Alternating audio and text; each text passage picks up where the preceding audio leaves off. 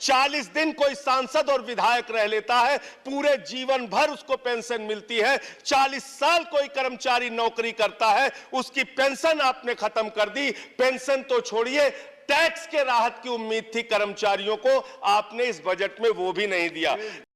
दोस्तों नमस्कार। आपने देखा किस प्रकार से संजय सिंह ने हमारे भूतपूर्व सैनिकों के लिए मुद्दा उठाया है पेंशन का, और उन्होंने सीधा सीधा मोदी सरकार को और सत्ताधारी सरकार को टारगेट किया है, जिन्होंने पूछा है कि सांसदों को यदि वो 4 बार सांसद बनते हैं तो उनको 4-4 पेंशन मिल रही हैं, लेकिन हमारे देश का जवान जो पूरी उम्र इस देश सेवा में लगाता है उसके लिए सरकार के पास पैसा नहीं होता। जब उसकी पेंशन बढ़ाने की बारी आती है तो मोदी सरकार पल्ला झाड़ लेती है और कह देती है कि हमारी फाइनेंशियल स्थिति अभी ठीक नहीं है। क्या ये फॉर्मूला मोदी सरकार हमेशा से ही भूतपूर्व सैनिकों के लिए तैयार रखती है? आपने देखा होगा कि इस तरीके से कोरोना काल में भी सिर्फ हमारे भूतपूर्व सैनिक और जो सैनिक थे उनकी तनख्वाह और पेंशन में कटौती की गई, क्योंकि देश के हालात थोड़े ख़राब थे। क्या उस समय पर सांसदों की याद नहीं आई?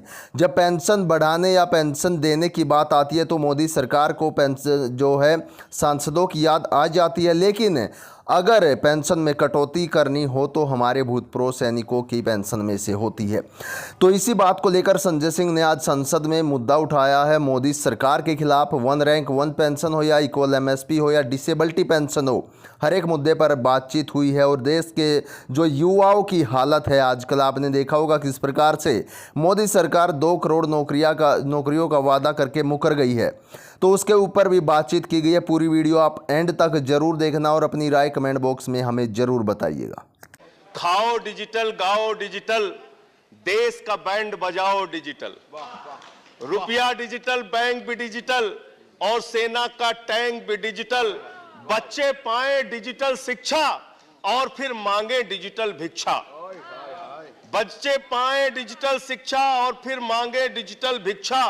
डिजिटल डॉक्टर, डिजिटल गोली, डिजिटल ईद और डिजिटल होली, डिजिटल सड़क पर डिजिटल कार, डिजिटल संसद और सरकार, डिजिटल खेत में करो किसानी, डिजिटल खाद और डिजिटल पानी, डिजिटल दूध और डिजिटल गाय, डिजिटल चीनी, डिजिटल चाय, भर के खाओ डिजिटल रोटी और फिर कर दो। ये इस बजट के बारे में एक कवि की प्रतिक्रिया है मान्यवर।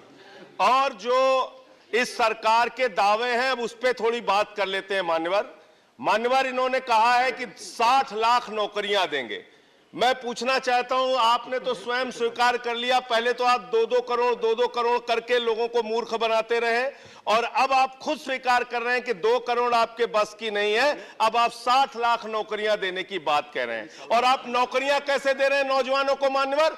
35,000 रेलवे भर्ती के लिए 1 करोड़ नौजवानों ने उसमें फॉर्म भरा, और उसके बाद जब उसका परिणाम आता है उसमें घोटाला और गड़बड़ी की जाती है। जब वो नौजवान सड़क पर नौकरी मांगने के लिए निकलते हैं उनको लाठियों से पिटवाया जाता है प्रयागराज में, उनको पटना में लाठियों से पिटवाया जाता है, घर में घुस के लाठियों से पीट पीट के आप नौकरी दे रहे हैं, आंसू गैस के गोले छोड़ छोड़ के आप नौकरी दे रहे हैं। आप कर्मचारियों की बात इस बजट में कर लीजिए मान्यवर। जब कर्मचारियों की चर्चा होती है, पूरे देश के कर्मचारियों की एक ही मांग है, पुरानी पेंशन की बहाली की जाए, पुरानी पेंशन की बहाली की जाए। 40 दिन कोई सांसद और विधायक रह लेता है, पूरे जीवन भर उसको पेंशन मिलती है। 40 साल कोई कर्मचारी नौकरी करता है, उसकी पेंशन आपने खत्म कर दी। पेंशन तो छोड़िए, टैक्स के राहत की उम्मीद थी कर्मचारियों को, आपने इस बजट में वो भी नहीं दिया।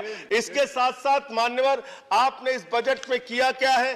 22 तक सबको घर देने की आपकी योजना थी। वो 22 तक घर देने की योजना भी पूरी तरीके से जमीन पर उतर के नहीं आई, वो भी फेल साबित हुई।